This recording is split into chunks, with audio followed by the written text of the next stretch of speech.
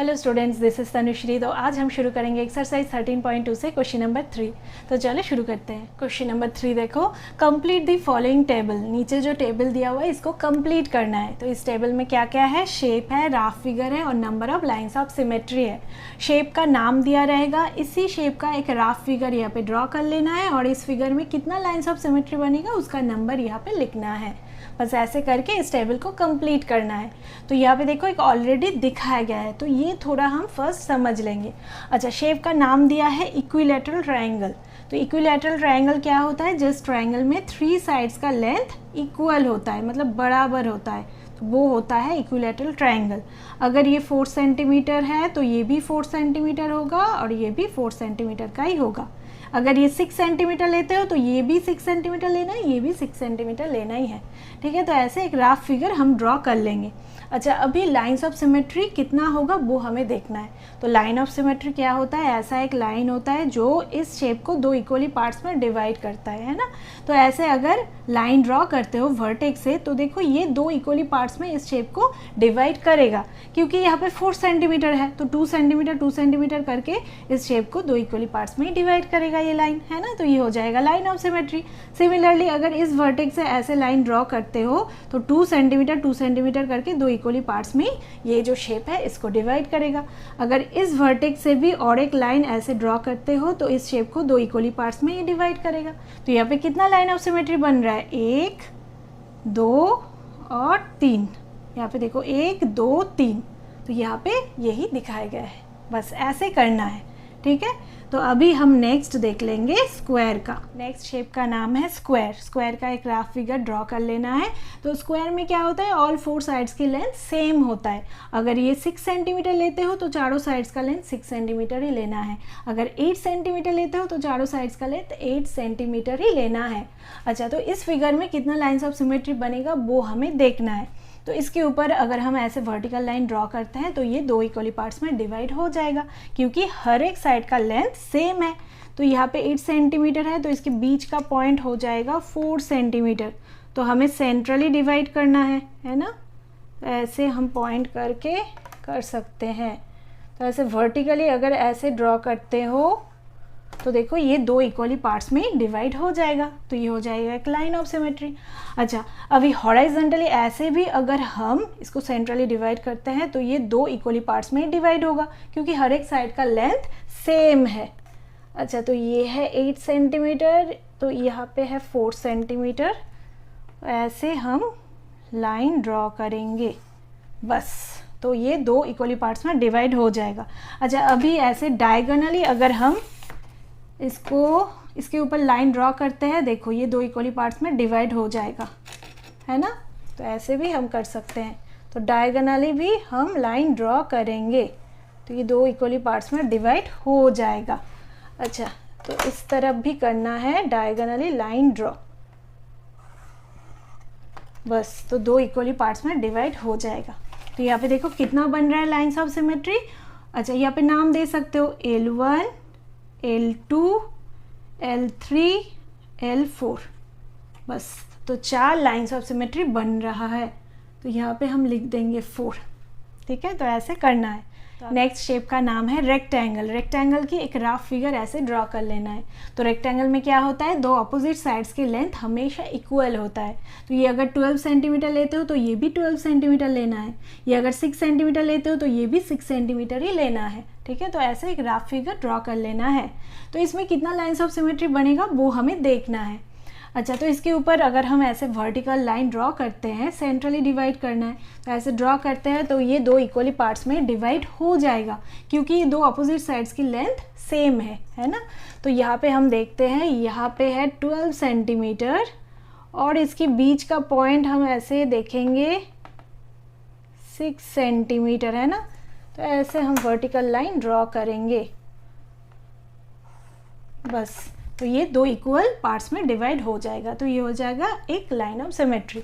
अच्छा, अभी हॉरिजॉन्टली ऐसे अगर लाइन ड्रॉ करते हो इसके ऊपर तो भी ये 2 इक्वल पार्ट्स में डिवाइड हो जाएगा। देखो ऊपर वाला पार्ट और नीचे वाला पार्ट 2 इक्वल पार्ट्स में डिवाइड होगा, क्योंकि 2 अपोजिट साइड्स की लेंथ सेम है। अच्छा, तो यहाँ पे हम देख लेते हैं, ये है 6 सेंटीमीटर, बीच का पॉइंट है 3 सेंटीमीटर। अच्छा, तो यहाँ पे ऐसे ड्रॉ कर लेना है एक लाइन, बस। तो देखो ये दो इक्वल पार्ट्स में ये डिवाइड हो जाएगा, ठीक है। अच्छा, ये हो जाएगा और एक लाइन ऑफ सिमेट्री। अच्छा, अभी इसके ऊपर ऐसे अगर डायगोनली लाइन ड्रॉ करते हो तो देखो ये दो इक्वल पार्ट्स में डिवाइड नहीं होगा। ऐसे अगर डायगोनली इसके ऊपर लाइन ड्रॉ करते हो तो ये दो इक्वल पार्ट्स में डिवाइड नहीं होगा, ठीक है। तो पेपर फोल्ड करके भी देख सकते हो। तो यहाँ पे सिर्फ दो ही लाइन्स ऑफ सिमेट्री बनेगा। तो यहाँ पे हम लिख देंगे 2 लाइन्स ऑफ सिमेट्री। कितना बन रहा है? 1 2। तो ऐसे लिख देंगे। नेक्स्ट शेप का नाम है आइसोसेलेस ट्राइंगल। इस ट्राइंगल की एक ग्राफ फिगर यहाँ पे ड्रॉ कर लेना है। तो आइसोसेलेस ट्राइंगल क्या होता है? जिस ट्राइंगल में कोई भी दो साइड्स की लेंथ सेम होता है तो वो ट्राइंगल हो जाता है आइसोसेलेस ट्राइंगल। तो इसमें देखो कोई भी दो साइड्स की लेंथ सेम ले सकते हो। तो ये दो साइड्स की लेंथ हमने यहाँ पे सेम लिए है। अगर ये 12 सेंटीमीटर लेते हो तो ये भी 12 सेंटीमीटर ही लेना है, और ये कुछ भी हो सकता है, अलग हो सकता है। अच्छा, तो देखो इस फिगर में कितना लाइन्स ऑफ सिमेट्री बनेगा वो हमें देखना है। तो हमें पता है आइसोसेलेस ट्राइंगल में कितना लाइन ऑफ सिमेट्री बनता है? एक लाइन ऑफ सिमेट्री बनता है ना। अगर इसके ऊपर ऐसे वर्टिकल लाइन ड्रॉ करते हो तो ये दो इक्वली पार्ट्स में डिवाइड हो जाएगा। तो पहले हमें बीच का पॉइंट लेना है। 10 सेंटीमीटर है तो 5 सेंटीमीटर बीच का पॉइंट है। तो ऐसे बीच में से ही हमें इसके ऊपर वर्टिकल लाइन ड्रॉ करना है, बस। तो देखो ये दो इक्वल पार्ट्स में डिवाइड हो जाएगा। तो ये हो जाएगा एक लाइन ऑफ सिमेट्री। अगर इस वर्टेक्स से और एक लाइन ड्रॉ करते हो तो ये दो इक्वल पार्ट्स में डिवाइड नहीं होगा, है ना। ये वर्टेक्स से भी अगर लाइन ड्रॉ करते हो तो ये दो इक्वली पार्ट्स में डिवाइड नहीं होगा। तो आइसोसेलेस ट्राइंगल में सिर्फ एक ही लाइन ऑफ सिमेट्री बनता है। तो हम लिख देंगे यहाँ पे 1, बस। ऐसे करना है। नेक्स्ट शेप का नाम है रोम्बस। रोम्बस के एक राफ फिगर ड्रॉ कर लेना है। तो रोम्बस में क्या होता है? ऑल 4 साइड्स की लेंथ सेम होता है। अगर ये 7 सेंटीमीटर लेते हो तो ऑल 4 साइड्स की लेंथ 7 सेंटीमीटर ही लेना है। अच्छा, तो रोम्बस में ऑल 4 साइड्स की लेंथ सेम होता है, तो स्क्वायर में भी तो ऑल 4 साइड्स की लेंथ सेम होता है ना। तो स्क्वायर और रोम्बस में क्या डिफरेंस है? देखो, स्क्वायर की ऑल 4 एंगल्स की मेजर हमेशा सेम होता है, 90 डिग्री। अच्छा, रोम्बस में दो ऑपोजिट एंगल्स की मेज़र हमेशा सेम होता है। मतलब ये दो ऑपोजिट एंगल्स की मेज़र सेम होगा और ये दो ऑपोजिट एंगल्स की मेज़र सेम होगा। तो यही होता है डिफरेंस। अच्छा, अभी हम देखेंगे रोम्बस में कितना लाइंस ऑफ सिमेट्री बनता है। तो देखो इसमें हर एक साइड का लेंथ सेम है, तो इसके ऊपर हम वर्टिकल लाइन ड्रॉ कर सकते हैं। तो ये दो इक्वल पार्ट्स में डिवाइड हो जाएगा, है ना। तो ऐसे हम वर्टिकल लाइन इसके ऊपर ड्रॉ करेंगे तो ये हो जाएगा एक लाइन ऑफ सिमेट्री। अच्छा, तो ऐसे हम हॉरिजॉन्टली भी लाइन ड्रॉ कर सकते हैं। तो ये दो इक्वल पार्ट्स में डिवाइड हो जाएगा क्योंकि इसके हर एक साइड का लेंथ सेम है। अच्छा, तो ऐसे कर देंगे तो देखो ये हो जाएगा दो लाइन ऑफ सिमेट्री। अच्छा, और देखो लाइन ड्रॉ कर सकते हो कि नहीं।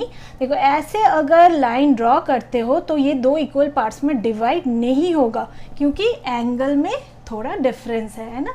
तो इसीलिए पेपर फोल्ड करके भी देख सकते हो, ये दो इक्वल पार्ट्स में डिवाइड नहीं होगा। तो और नहीं लाइन ड्रॉ कर सकते हैं हम। तो यहाँ पे दो ही लाइन ऑफ सिमेट्री बनेगा। तो काउंट करेंगे, करके लिख देंगे दो लाइन्स ऑफ सिमेट्री। अच्छा, अभी हम नेक्स्ट सर्कल की देखेंगे। लास्ट शेप है सर्कल की। तो सर्कल की एक राफ फिगर ऐसे ड्रॉ करना है और इसके बीच में जो पॉइंट होगा ये होगा इसकी सेंटर। अच्छा, तो इसमें कितना लाइन्स ऑफ सिमेट्री बनेगा वो हमें देखना है। तो देखो इसके ऊपर अगर वर्टिकल लाइन ऐसे ड्रॉ करते हो तो देखो ये दो इक्वल पार्ट्स में ही डिवाइड हो जाएगा। और ये जो लाइन हम ड्रॉ करेंगे ना, ये सेंटर में से ही पास कराना है, ठीक है। तो ही ये दो इक्वल पार्ट्स में डिवाइड होगा। तो ऐसे अगर हम लाइन ड्रॉ करते हैं इसके ऊपर तो ये दो इक्वल पार्ट्स में डिवाइड हो जाएगा, है ना। ये राउंड है तो ये दो इक्वल पार्ट्स में डिवाइड होगा। अच्छा, अभी हम ऐसे अगर लाइन ड्रॉ करते हैं देखो हॉरिजॉन्टली, तो भी ये दो इक्वल पार्ट्स में डिवाइड होगा, पर सेंटर में से ही लाइन पास कराना है तो ही ये दो इक्वल पार्ट्स में डिवाइड हो जाएगा। अच्छा, अगर हम ऐसे लाइन ड्रॉ करते हैं ऐसे, अच्छा ये थोड़ा हटा देते हैं और ऐसे लाइन ड्रॉ करते हैं तो भी देखो ये दो इक्वल पार्ट्स में ही डिवाइड हो जाएगा, ठीक है। तो सेंटर में से ही हर एक लाइन पास कराना है। तो ऐसे अगर हम लाइन ड्रॉ करते हैं, देखो जितना भी लाइन ड्रॉ करो तो तो ये 2 इक्वल पार्ट्स में डिवाइड होगा। यहाँ से भी और एक लाइन ड्रॉ कर सकते हो, देखो 2 इक्वल पार्ट्स में डिवाइड होगा। यहाँ से और एक लाइन ड्रॉ कर सकते हो, 2 इक्वल पार्ट्स में ही डिवाइड होगा।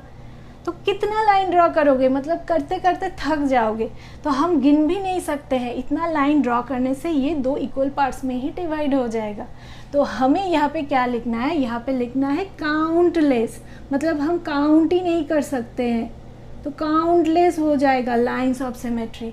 इतना लाइंस ऑफ सिमेट्री बनेगा तो हम काउंट ही नहीं कर सकते हैं, तो काउंटलेस ऐसे लिख देंगे बस। तो ऐसे करना है। तो ये था क्वेश्चन नंबर 3। तो ये था इस एक्सरसाइज की 3rd पार्ट, और 4th पार्ट की वीडियो के लिंक नीचे डिस्क्रिप्शन बॉक्स में दिया रहेगा।